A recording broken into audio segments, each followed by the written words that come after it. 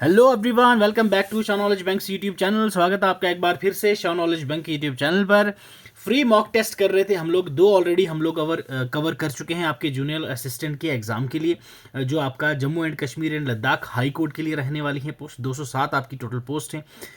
पहला टेस्ट हम लोगों ने लिया था आपका जनरल इंग्लिश का, जिसमें मैंने सारे के सारे टॉपिक्स में आपको डिस्कस करवाई थे 30 क्वेश्चंस। देन हम लोगों ने कल डिस्कस किया था आपका जीके और करंट अफेयर्स का पोर्शन। जो पोर्शन पूछे जाते हैं वही वाले क्वेश्चंस आपको मिले थे। आज हम लोग डिस्कस करेंगे आपके भाई साहब कंप्यूटर वाला पोर्शन, जो आपका 15 मार्क्स का रहने वाला है। ईजी पोर्शन है, ईजी क्वेश्चंस आते हैं, डायरेक्ट क्वेश्चंस आते हैं, तो वैसे ही क्वेश्चन आपको इस वीडियो सेशन में मिलेंगे। तो बड़े ही प्यार से और डिटेल से हम लोग ये वाला पोर्शन आज हम लोग डिस्कस करेंगे।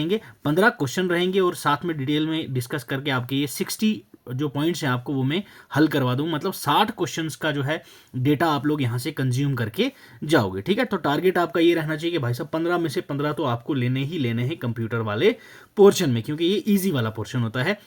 और जिसने अभी कंप्यूटर नहीं पढ़ा है तो वो मुझे डायरेक्टली व्हाट्सएप पर मैसेज करके वो कंप्यूटर की ई बुक हमसे परचेज कर सकता है, जो आपकी 65 से 70 पेजेस की है। सिर्फ जस्ट 65 से 70 पेजेस की है। तो उससे आपको बिल्कुल फुल फ्लेज अच्छे से रिवीजन भी हो जाएगी और साथ में आपको एमसीक्यूज भी उसके साथ प्रोवाइड मिल जाएंगे टॉपिक वाइज। क्लियर है? तो ये अगर आप लोगों ने कंप्यूटर पढ़ा भी नहीं है तो आप प्लेलिस्ट चेक कर सकते हो। कंप्लीट कंप्यूटर का जो मैंने टॉपिक वाइज सीरीज करवाई थी, वो भी मैंने सारे इंपॉर्टेंट जितने भी टॉपिक्स हैं वो सारे मैंने करवा रखे हैं। तो वो आप हमारे प्लेलिस्ट में जाके चेकआउट कर लीजिएगा। ठीक है, तो जो भी आपका रिजल्ट रहेगा इस मॉक टेस्ट का, लास्ट में आप मुझे कमेंट करके ज़रूर बताइएगा। ठीक है भाई, इसकी जो पीपीटी है भाई साहब आपको हमारे टेलीग्राम चैनल पे मिल जाएगी फ्री ऑफ कॉस्ट। वहां से आप डाउनलोड करके रिवाइज कर सकते हो, विद डिटेल्ड एक्सप्लेनेशन आपको पीपीटी मिल जाएगी। ठीक है, चलिए डिस्कस करते हैं पहला क्वेश्चन। फर्स्ट क्वेश्चन ने बोला है भाई, dash is a basic unit of memory. जो कंप्यूटर की मेमोरी होती है उसकी सबसे बेसिक यूनिट आपके पास क्या होती है? क्या ये बिट होती है, वर्ड होता है, निब्बल होता है, या फिर बाइट होता है? सबसे बेसिक मतलब सबसे छोटी स्मॉलेस्ट आपके पास कौन सी यूनिट होती है मेमोरी की? यस, तो इट्स बिट। क्लियर भाई, आपका ऑप्शन ए हो जाएगा यहाँ पे करेक्ट आंसर। तो दैट इज बिट। ठीक है भाई साहब, जो आपका बिट होता है ये एक आपका क्या है, इसकी फुल फॉर्म क्या होती है अगर मैं आपसे बोलूँ? शॉर्ट फॉर्म इसको हम लोग क्या बोलते हैं? That is binary digit. Okay, क्या बोलते हैं भाई हम इसको? Binary digit. क्लियर? और ये बाइनरी डिजिट आपका किसका होता है? 0 एंड 1। ओके, याद रखना है ये भी आपने भाई। क्लियर है, याद रखना है। और 8 बिट्स मिला के कितनी? 8 बिट्स मिलती हैं जब, तो आपके पास क्या बनता है भाई? एक बाइट बनती है। क्लियर? ये भी आपको पता होना चाहिए, बेसिक सी चीज है भाई। क्लियर है? चलो अब चलते हैं सर अगले सवाल की तरफ। नेक्स्ट क्वेश्चन है भाई, what does CC donate in emails. Email के अंदर आपका जो सीसी एक टर्म दी गई होती है वो क्या डोनेट करती है? Complete copy, carbon copy, common copy, या कम्युनिकेशन कॉपी? यस, ईमेल के अंदर जो आपका सीसी होता है एक टर्म, ये क्या है भाई? ये आपसे यहाँ पे पूछा गया है। तो ईमेल जब आप भेजते हैं तो वहाँ पे आपके पास क्या होती है? एब्रीवेशन होती है जो सीसी की, दैट इज कार्बन कॉपी। ठीक है, ऑप्शन बी हो जाएगा करेक्ट आंसर। ठीक है भाई साहब, एक आपके पास होता है सीसी, एक आपके पास होता है बीसीसी। ठीक है, ब्लाइंड कार्बन कॉपी, ये आप वहाँ पे सेलेक्ट करके भेज सकते हो। जब भी आप सीसी सेलेक्ट करते हो, कार्बन कॉपी सेलेक्ट करते हो, तो मतलब आप एक जो ईमेल है आपकी, 1 email can be send to 100 recipient. ठीक है भाई साहब, कितने को आप भेज सकते हो? ये आपके 100 रिसेप्टेंट को आप लोग एक टाइम पे भेज सकते हो आपकी ईमेल, जब आप सीसी वाला कॉलम जो है वो आप लोग सेलेक्ट करते हो मेल भेजते वक्त। अगर मैं आपको ईमेल की बात बोलूँ भाई, ठीक है, ईमेल जो आपका है ये यूनिवर्सली किसने बनाया था? क्रिएटर ऑफ ईमेल हम लोग किसको बोलते हैं? तो वो है आपके पास रे टॉमलिंसन। ओके, रे टॉमलिंसन। ओके, रे टॉमलिंसन ने आपका क्रिएट किया था ईमेल भाई। कब है, किसके लिए किया गया था? याद रखना, वो किया था आपका आरपानेट के लिए। ओके, आरपानेट के लिए इन्होंने की थी ईमेल जो है वो, तब क्रिएट करा गया था इन 1971। क्लियर? ये बेसिक चीज़ें भी आपको पता होनी चाहिए। क्लियर है सर? चलो अब चलते हैं अगले क्वेश्चन की तरफ। Internet Explorer stores cached pages in folder called, जो इंटरनेट एक्सप्लोरर होता है जो आपको माइक्रोसॉफ्ट में देखने को मिलता है, क्लियर है भाई साहब, वो आपने जो कैच्ड पेजेस होते हैं, जो कैचे आपके पास बनती है ना, वो जो फोल्डर होता है कहाँ होता है ये आपसे बोला गया है। क्या वो कुकी होता है, पर्सनल होता है, फाइल एलोकेशन होता है, या फिर टेम्परेरी इंटरनेट फाइल्स होती हैं? यस, उसको आप लोग क्या कहते हो भाई लोग? यस, तो yes it's a temporary internet files, option fourth वाला हो जाएगा आपका करेक्ट आंसर। ठीक है भाई साहब, इंटरनेट एक्सप्लोरर की अगर मैं बात करूं, ये आपका एक क्या है भाई, आपका वर्ल्ड वाइड वेब ब्राउजर है जो आपको माइक्रोसॉफ्ट ऑपरेटिंग सिस्टम के साथ देखने को मिलता है। ठीक है भाई साहब, MS माइक्रोसॉफ्ट ऑपरेटिंग सिस्टम के साथ आपको ये इंटरनेट एक्सप्लोरर जो एक ब्राउजर है वो आपको देखने को मिलता है। जो कैच्ड पेजेस होते हैं ये क्या होते हैं, आपके वेब पेजेस होते हैं जो आपके सेव हो जाते हैं सर्च इंजन से। ठीक है, जो भी आप सर्च करते हो तो वो क्या होता है, कैचे बन के आपकी सिस्टम में रहता है। तो वो जो यूज़र ब्राउज़र होता है, वो कंप्यूटर हो चाहे स्मार्टफोन हो, तो वो सारी की सारी आपके इंटरनेट ब्राउज़र में सेव तो रहती है। तो वो जो कैच्ड पेजेस सारे के सारे जो एक जगह पे एक फोल्डर में रहते हैं, उस फोल्डर को हम लोग क्या बोलते हैं भाई, temporary internet files. Clear, option D हो जाएगा आपका करेक्ट आंसर। ठीक है सर, चलो आ जाओ अगले सवाल पर भाई। What is called the starting up on OS operating system? Operating system का स्टार्टिंग पॉइंट क्या होता है भाई? आप जब उसको स्टार्ट करते हो तो हम लोग क्या बोलते हैं, ये आपसे यहाँ पे पूछा गया है। तो क्या उसको इंटरिंग बोलते हैं, फॉर्मेटिंग बोलते हैं, स्टार्टिंग बोलते हैं, या फिर बूटिंग बोला जाता है? कौन सा होता है आपके पास प्रोसेस? तो यस भाई, ऑपरेटिंग सिस्टम को जब भी आप ऑन करते हो, सिस्टम स्टार्टअप होता है, तो उसको बोलते हैं हम लोग बूटिंग प्रोसेस। ठीक है भाई, क्या बोलते हैं, बूटिंग प्रोसेस। ये वो एक्शन होता है कंप्यूटर का जो आपका ऑपरेटिंग सिस्टम को लोड करता है। कंप्यूटर की मेन मेमोरी जो है वो आपकी यूज होती है, यूटिलाइज में आती है वो स्टार्टअप के टाइम पे, उसको हम लोग क्या बोलते हैं भाई साहब, बूटिंग बोलते हैं। क्लियर है? ये जो बूटिंग है आपके पास, ये आपको दो प्रकार की देखने को मिलती है। एक होती है आपके पास वार्म बूटिंग, क्लियर मेरे भाई, which one, that is warm booting. एक आपके पास देखने को मिलती है कोल्ड बूटिंग। अब ये warm booting and cold booting कौन सी हुई सर? वार्म बूटिंग आपकी वो बूटिंग है भाई जहां पे जो सिस्टम आप स्टार्ट करते हो, पावर जो होता है आपका वो ऑन होता है, मतलब कनेक्टेड होता है। जो सिस्टम आपका वो पावर से कनेक्टेड हो तो वो आपका वार्म बूटिंग हो गया, सिस्टम ऑन कर रहे हो पावर कनेक्ट करके। कोल्ड बूटिंग में जिसमें आपका क्या है, पावरलेस स्टेट होती है सिस्टम की, आप जब उसको स्टार्ट करते हो। ठीक है भाई, क्या बोलते हैं, स्टार्टअप जब आप उस OS सिस्टम को करो, अपने सिस्टम को जब स्टार्ट करो तो उसको बूटिंग कहा जाता है। तो ऑप्शन फोर्थ हो जाएगा आपका correct answer for this particular question. चलिए आए अगले सवाल पर सर। अगला सवाल देखिए, dash is a blinking bar that indicates the location where the next character can be typed in. जब भी आप सिस्टम में कुछ कर रहे हो और आपको कैसे पता चलता है कि भाई साहब नेक्स्ट कैरेक्टर मैंने कहाँ पे टाइप करना है, या कौन से कॉलम में, कौन से सेल में, कौन से फॉर्मेट में टाइप करना है, तो वो आपको कौन बताता है? क्या वो आपको कर्सर बताता है, क्या ये पॉइंटर बताता है, क्या ये आर ग्लास बताता है, या फिर आपको स्क्रॉल बार बताता है भाई कि अगला जो लोकेशन है वो कहाँ पे आपने टाइप करना है? कौन बताता है आपको? यस बताएं मेरे भाई। तो भाई ये है आपका कर्सर। ठीक है, it's option first itself, that is cursor. Cursor को हम लोग क्या बोलते हैं भाई, इंसर्शन पॉइंट। ओके, ये that is cursor is also known as insertion point. ये पॉइंट भी आपने याद रखना है। इंसर्शन पॉइंट किसको बोलते हैं? कर्सर को बोलते हैं। कर्सर जो होता है वो आपका एक ब्लिंकिंग बार होता है जो इंडिकेट करता है उस लोकेशन को जहां पे आपने नेक्स्ट कैरेक्टर को टाइप करना है। क्लियर है, याद रहेगा। और बाकी अगर माउस पॉइंटर की बात करूं तो वो आपको देखेगा क्या, आपके पास एक आई बीम होती है, वो उस बीम से आपको देखना है कि भाई साहब आपने कहां पे टाइप करना है।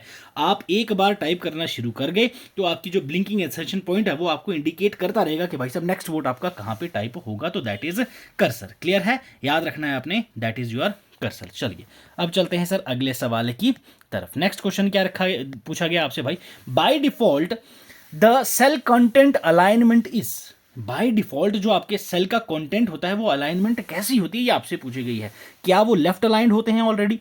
क्या ये जो टेक्स्ट अलाइंड है और नंबर राइट्स होते हैं, टेक्स्ट आपके लेफ्ट में होंगे और नंबर्स आपके राइट में होंगे? ओके जी, क्या टेक्स्ट राइट में होगी और नंबर्स लेफ्ट में होंगे, या फिर आपके सेंट्रली अलाइंड आपको देखने को मिलते हैं? यस बताओ भाई, बाय डिफॉल्ट आपका सेल कंटेंट कहाँ, किस तरफ आपका होता है, ये आपसे पूछा गया है भाई। तो बाय डिफॉल्ट आपका जो है भाई साहब ये क्या रहता है, आपको लेफ्ट अलाइंड देखने को मिलता है। पहला वाला आपका हो जाएगा करेक्ट आंसर। ठीक है भाई साहब, अब जो आपकी टेक्स्ट होती हैं वो आपका लेफ्ट अलाइनमेंट देखने को मिलती हैं आपकी। क्या होती हैं, जो आपका टेक्स्ट है वो आपको हमेशा लेफ्ट अलाइंड देखने को मिलेंगी, लेफ्ट तरफ आप लोग टेक्स्ट लिखते हो, और जो आपका नंबर्स होते हैं, ठीक है भाई, क्या होते हैं, नंबर्स होते हैं, वो आपको राइट अलाइंड देखने को मिलते हैं। ठीक है भाई साहब, ये आपका मान लो एक्सेल शीट है। इस एक्सेल शीट में जब आपके ये सेल होते हैं, ठीक है, इस सेल में आपका जो लेफ्ट साइड वाला होगा, मान लो ये है, तो ये क्या होगा, आपका टेक्स्ट होगा, और जो आपका राइट साइड वाला है वो आपका क्या होगा, नंबर होगा। ये आपने याद रखना है, बेसिक सी चीज़ है रिगार्डिंग MS एक्सेल। क्लियर है, याद रखिएगा, ये याद रहेगा। चलो जी, अब चलते हैं अगले सवाल की तरफ। चलिए, which among the following is a valid email address, इनमें से कौन सा ईमेल एड्रेस आपको वैलिड देखने को मिलता है भाई? यस, yourname.gmail.com, ओके जी, yourname@gmail.com, yourname@gmail.com, yourname@gmail.com, कौन सा वाला करेक्ट फॉर्मेट है आपका ईमेल एड्रेस का? वैलिड ईमेल एड्रेस कौन सी है? तो it's third one, your name, जैसे भी आप अपना नाम रखो, चाहे आगे नंबर लिख लो, @gmail.com, ये आपका एक प्रॉपर सा फॉर्मेट है ईमेल एड्रेस का। क्लियर है, याद रहेगा। उसको हम लोग ईमेल बोलते हैं, या फिर कंप्यूटर नेटवर्क भी बोला जाता है इसको। तो अब ईमेल के बारे में है, तो ईमेल अभी हम लोगों ने ऊपर पढ़ा था भाई साहब, ईमेल को क्रिएट किसने करा था? यस, तो दैट इज रे टॉमलिंसन। ओके, रे टॉमलिंसन ने ये क्या किया था भाई साहब, आपका क्रिएट किया था। कब किया था? 1971 में किया था। किसके लिए किया था? तो वो भी आपको पता होना चाहिए भाई, ARPANET के लिए इन्होंने किया था। That is email address. Clear है, याद रहेगा। चलो, अब अगर मैं आपसे बात करूंगा भाई साहब, ईमेल के टाइप्स कितने होते हैं, आपको कितने प्रकार के ईमेल्स देखने को मिलते हैं? ठीक है भाई, ईमेल्स कितने प्रकार के होते हैं ये भी आपको पता होना चाहिए। तो emails, there are 4 types of emails. कितने प्रकार के ईमेल्स देखने को मिलते हैं भाई? आपको 4 तरह के ईमेल होते हैं आपके। एक तो आपका ये जो मैंने एग्जांपल बताई, ये क्या है आपके पास, एक पर्सनल ईमेल। ठीक है, पहला क्या है? पर्सनल। पर्सनल कौन सा? जो आप अपने पर्सनल यूज के लिए यूज करते हो। नेक्स्ट आपके पास है कॉर्पोरेट ईमेल एड्रेस। ठीक है, कॉर्पोरेट ईमेल एड्रेस कौन सा ईमेल एड्रेस होगा? जो आप कंपनी या फिर ऑर्गेनाइजेशन यूज करते हैं अपने बिजनेस ईमेल्स को भेजने के लिए अपने एम्प्लॉयज को या फिर अपने कस्टमर को, उसको हम लोग क्या बोलते हैं भाई साहब? That is corporate email. ठीक है, नेक्स्ट आपके पास कौन सी आती है? Third one, that is classified. Okay sir, कौन सी वाली आ गई? अगली आपके पास है that is classified email address. ये कौन सी है भाई साहब? ये आपके पास डोमेन उस प्रकार की ईमेल्स के लिए, उस टाइप की ईमेल्स के लिए बनी होती है जो आप लोग क्या करते हो, रिसीव कर सकते हो सिर्फ मेल बॉक्स के थ्रू, आप उसको रिप्लाई नहीं कर सकते। उसको हम लोग क्या बोलते हैं? Classified emails. ठीक है भाई, फोर्थ वन आपके पास कौन सी आती है भाई साहब? That is free email address.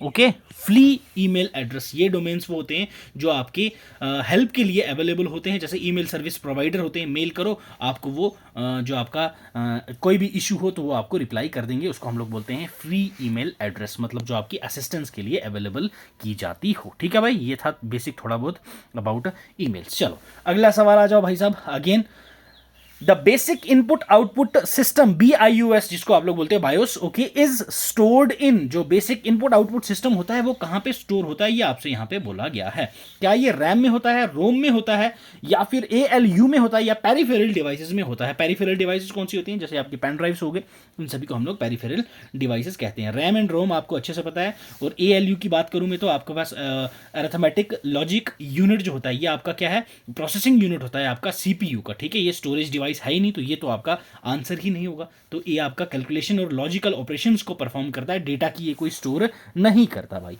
Clear है, ये तो आपका गया। पेरिफेरल डिवाइसेस जो होती हैं, ये आपकी कौन सी होती हैं? अभी मैंने बोला जो पेन ड्राइव्स हैं, ये क्या है? ये तो एक्सटर्नल डिवाइसेस है ना भाई।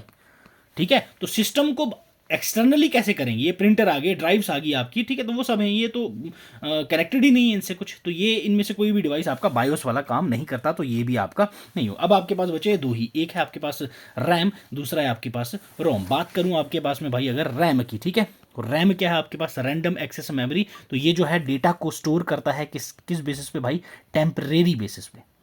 क्लियर है, टेम्परेरी बेसिस पे आपके डेटा को ये क्या करता है? स्टोर करता है। जब भी आपका पावर बत्ती गुल होती है, तो आपका भी ये जो सिस्टम है वो सारा का सारा गुल हो जाता है। तो ये आपको याद रखना। तो ये स्टोर ही नहीं कर पाएगा, रैम तो स्टोर कर नहीं पाएगी, तो दैट्स वाई ये भी हो जाएगा गलत। आपका ऑप्शन सेकंड हो जाएगा सही, दैट इज रोम। ठीक है भाई साहब, रीड ओनली मेमोरी जो है ये आपका डेटा स्टोर करती है। ठीक है, डेटा स्टोर करती है परमानेंटली। क्लियर, परमानेंटली आपका डेटा कौन स्टोर करता है भाई? That is ROM. क्लियर? आपने ये क्वेश्चन याद रखना है। तो ये आपका आइडियल लोकेशन बनाता है किसको? किसका? बायोस का, कि भाई हाँ यहाँ पे ये अपना डेटा स्टोर करके रख सकता है जब भी आपको जरूरत हो अवेलेबल मोमेंट में कंप्यूटर में। तो फर्स्ट मोमेंट में आपका कंप्यूटर कहाँ रोम से आपको डेटा निकाल के दे देगा। तो बायोस आपका कहाँ स्टोर होता है? रोम के अंदर। Option second one is correct. Clear sir? चलें, अच्छा लग रहा है सेशन तो भाई लाइक भी कर दिया करो। चलो अगला सवाल पढ़ें। What shortcut key is used to split a table in MS Word? MS Word के अंदर आप लोगों को जब स्प्लिट करना हो, टेबल को स्प्लिट करना हो, तो कौन सा शॉर्टकट की आप यूज करते हैं, ये आपसे यहां पे पूछा गया है। तो क्या ये control plus shift plus enter है? क्या ये alt plus space plus enter है? Control plus alt plus enter है? Alt plus shift plus enter है? कौन सा वाला शॉर्टकट की है जो आपको भाई साहब स्प्लिट कर देता है टेबल एमएस वर्ड के अंदर? चलो एक एक करके बात करते हैं। Alt plus shift plus enter, ये आपका किस काम का होता है भाई? ये आपका कोई भी रिकॉग्नाइज्ड शॉर्टकट नहीं है एमएस वर्ड के अंदर जिससे आप स्प्लिट कर सको भाई साहब आपका क्या टेबल, या फिर कोई भी आप इसमें अदर कॉमन टास्क कर सको। तो ये कोई शॉर्टकट ही नहीं है। नेक्स्ट अगर मैं बात करूं control plus alt plus enter, ठीक है, ये शॉर्टकट जो है आपका, ये भी कोई करस्पॉन्डेंट एक्शन आपके नहीं लेता है टेबल स्प्लिट करने के अंदर आपके एमएस वर्ड के अंदर। ठीक है, नेक्स्ट अगर मैं आपसे बात करूं भाई साहब, करेक्ट आंसर बता देता हूं भाई, आपका टाइम वेस्ट नहीं करेंगे हम लोग। तो ऑप्शन वन है आपका correct answer. Control plus shift plus enter, ये जब आप क्लिक करेंगे, ये शॉर्टकट आप जब दबाएंगे तो आपके एमएस वर्ड के अंदर जो कर्सर है आपका, वो टेबल को स्प्लिट कर देगा आपके ज़रूरत के अकॉर्डिंग। ठीक है, चलो ऑप्शन वन हो जाएगा करेक्ट आंसर। चलिए अगले सवाल पर चलते हैं अब। What is not true for computer? यहां पे कंप्यूटर के रिगार्डिंग कौन सी चीज सही नहीं बताई गई है, ये बोला है नॉट ट्रू। ठीक है, an electronic device that accepts data and process it for some information based on program. Okay जी, program is a sequence of instructions on how data is to be processed. बिल्कुल ये भी सही है, ये भी सही है, हमें तो नॉट ट्रू पूछा गया है। ठीक है, it also includes the means for storing data for further use.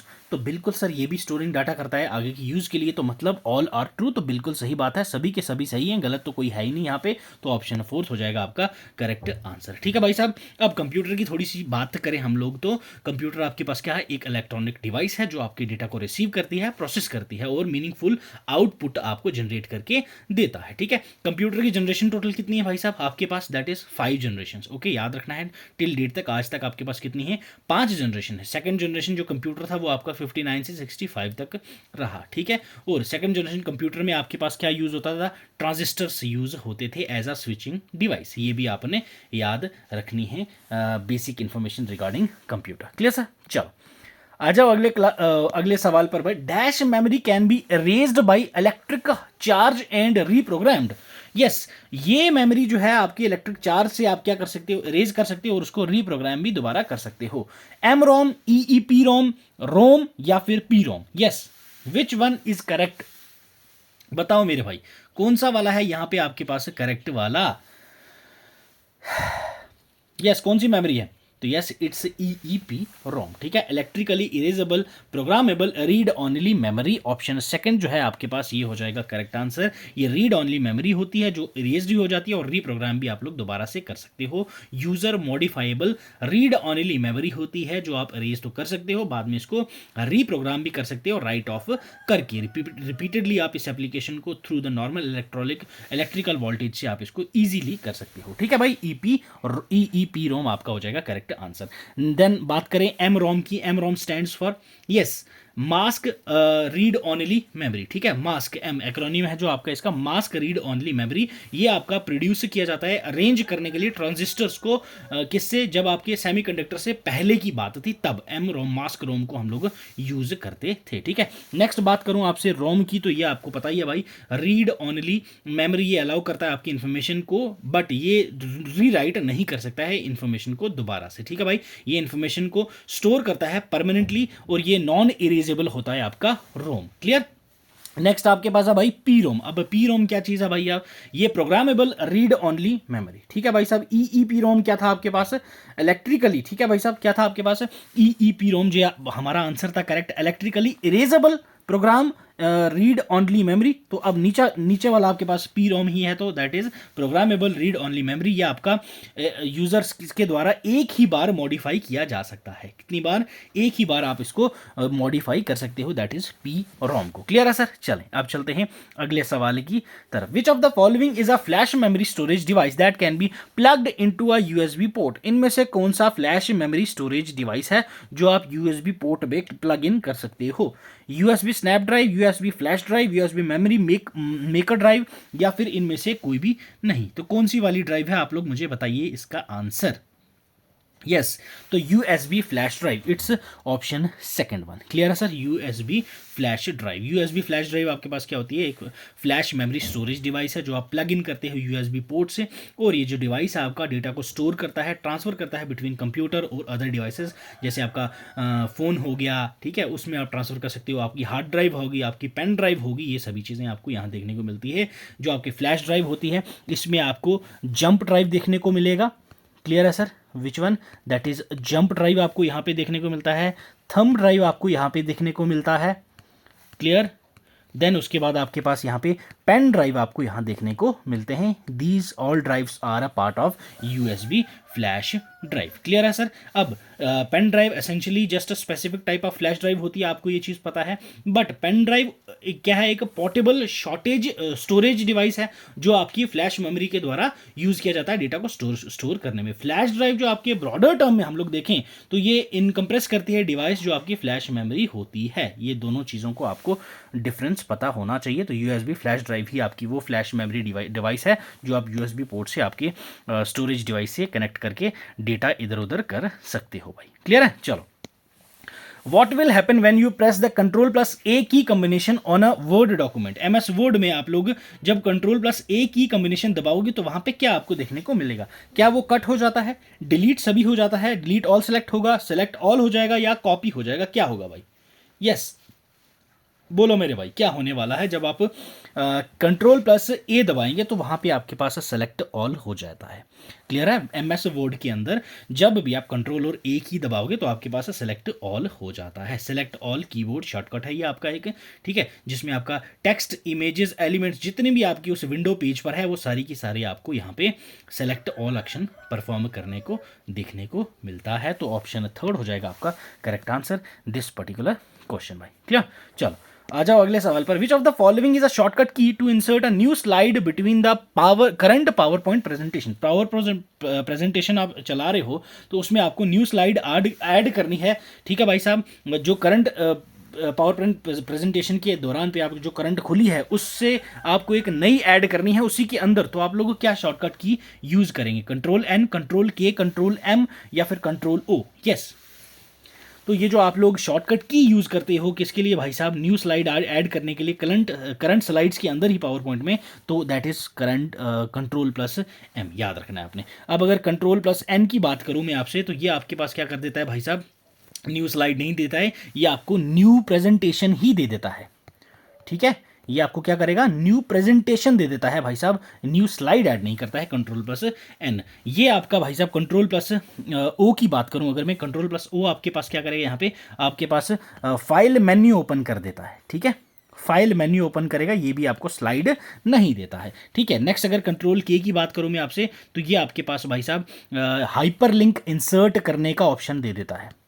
ठीक है भाई, कंट्रोल के आपके पास क्या होता है? हाइपर लिंक को इंसर्ट करने का ऑप्शन दे देगा। तो कंट्रोल एम जो है ये आपका हो जाएगा करेक्ट। यहां से आप इसको क्या कर सकते हो? न्यू स्लाइड को इंसर्ट कर सकते हो। ठीक है, न्यू स्लाइड इंसर्ट कर सकते हो आप लोग भाई साहब आपकी जो करंट प्रेजेंटेशन है उसमें। ठीक है, जो आप लोग चल रहे हो, प्रेजेंटेशन जो आपकी चल रही है उसमें ही आपको न्यू स्लाइड चाहिए, तो कंट्रोल एम आपका काम कर देगा। क्लियर है? समझ आया? चलो अब चलते हैं सर अगले सवाल की तरफ। Which option in Word helps to reduce spelling errors? इनमें से कौन सा है भाई साहब जो आपको स्पेलिंग एरर्स जो हैं वो आपको रिड्यूस करके दे देता है? यस, बताओ। लास्ट 15th क्वेश्चन है आपका ये। Auto format, print, auto correct, या फिर वर्ड रैप, कौन सा वाला है भाई साहब? बताओ। रिड्यूस कर देता है स्पेलिंग एरर्स को। तो स्पेलिंग एरर्स आपका कौन रिड्यूस करता है भाई साहब वर्ड के अंदर? तो that is auto correct. Okay, third one हो जाएगा आपका करेक्ट आंसर, ऑटो करेक्ट। ये एक सॉफ्टवेयर फीचर होता है जो कॉमनली फाउंड होता है आपके वर्ड प्रोसेसिंग प्रोग्राम्स के अंदर, जैसे आपका माइक्रोसॉफ्ट वर्ड है उसमें आपको ये देखने को मिलेगा। यहाँ क्या होता है, ऑटोमेटिकली आपकी जो मिस स्पेलिंग है, कॉमन टाइपोज हैं डॉक्यूमेंट के अंदर, वो आपकी ऑटोमेटिकली इंप्लाई कर देता है जो भी आपको यहाँ पे चेंजेस करनी हो। ठीक है भाई साहब, चेंजेस रिगार्डिंग स्पेलिंग या फिर ग्रामेटिकल एरर हो तो ये आपको देखने को मिलता है। ठीक है भाई, याद रखना है ये भी आपको। अब ऑटो फॉर्मेट, ये जो है आपका ऑटो फॉर्मेट क्या है, ये आपके पास रीफॉर्मेट कर देता है सर्टन कैरेक्टर्स को जो अदर थिंग्स के साथ काम कर रहा हो, जो भी आप लोग टाइप करोगे उस चीज़ को, तो ये आपका ऑटो करेक्ट नहीं करता है। ठीक है, ऑटो फॉर्मेट को ये आप लोगों ने याद रखना। ये भी एक सॉफ्टवेयर है जो आपके वर्ड प्रोसेस में ही देखने को मिलता है, बट यहाँ पे चेंज जो है वो फॉर्मेट हो जाती हैं, जो आपकी अपेयर होगी टेक्स्ट के अंदर, अपीयरेंस जो टेक्स्ट की है वो चेंज करता है, ये आपका स्पेलिंग वगैरह चेक नहीं करता है। ठीक है भाई, ये चीज़ें आपको याद रखनी है रिगार्डिंग स्पेलिंग एरर्स के। ठीक है भाई, तो ये था भाई आपका मॉक टेस्ट 3 ऑफ कंप्यूटर। हम लोगों ने यहाँ पे बेस्ट 15 एमसीक्यूज डिस्कस किए हैं, साथ साथ में जो एडिशनल इन्फॉर्मेशन प्रोवाइड करनी थी वो भी मैंने आपको प्रोवाइड करवा दी है जितनी हो सकती थी मेरे से। तो ये आपका थर्ड मॉक टेस्ट था। फोर्थ मॉक टेस्ट कल आपका रहेगा भाई साहब जॉब रिलेटेड, जो आपका है कोर्ट के रिलेटेड जितने भी टर्म्स हैं, या फिर चीफ जस्टिस आपके हाई कोर्ट का पहला कौन था, पहली महिला जज कौन थी, ये वगैरह वगैरह सारी बातें हम लोग कल 9 बजे डिस्कस करेंगे। ठीक है, इसकी पीपीटी आपको हमारे टेलीग्राम चैनल पे मिल जाएगी, यहाँ से आप इसको बड़े ही प्यार से डाउनलोड करके रिवीजन कर सकते हो, वो भी फ्री ऑफ कॉस्ट। ठीक है, इंस्टा हैंडल और एक्स अकाउंट जाके चेकआउट कर लीजिए, यहाँ पे आपको डेली करंट अफेयर्स मिलता है। ठीक है, डेली का करंट अफेयर्स डोज आप वहाँ से देख सकते हो। कोई आपको पेपर सॉल्व करवाना हो, कोई डाउट हो, कोई भी आपको रिक्वायरमेंट हो, तो आप इस ईमेल एड्रेस पे हमसे डायरेक्टली कनेक्ट कर सकते हो। ठीक है भाई, चैनल पे नए हो तो सब्सक्राइब कर देना, अभी तक आप लोगों ने कर भी दिया होगा, बड़े ही प्यारे बच्चे हो। तो बाकी मिलेंगे आपसे कल वाली क्लास में, अपना ख्याल रखें, पढ़ते रहें। God bless you, keep learning, keep sharing.